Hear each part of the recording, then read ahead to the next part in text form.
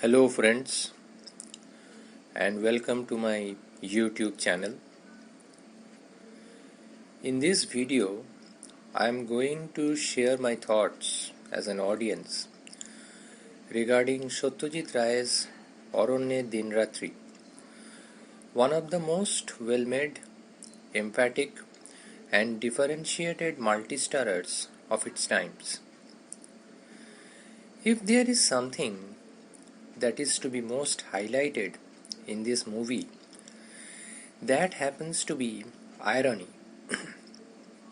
Yes, irony for the four friends who move out of Calcutta towards the jungles of Palamau with every intention to stay cut off from civilized society and the anxieties associated with urban society actually do care about things they wanted to sever relations with as they start staying in the forest bungalow.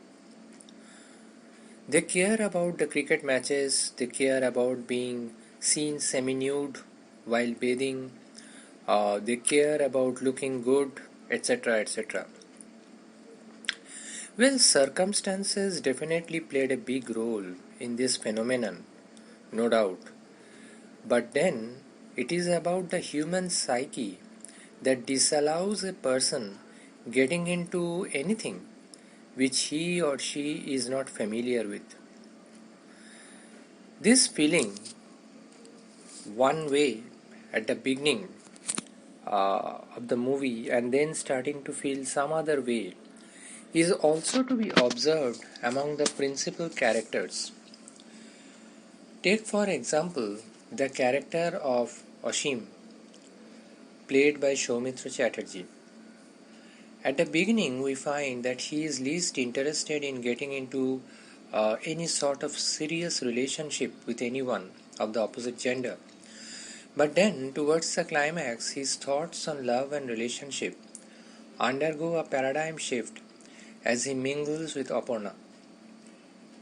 The one character, of course, who maintained that consistent attitude towards life was Shekhar, played by Robbie Ghosh. A happy-go-lucky character who is shameless in many ways and is someone who is out there to enjoy life.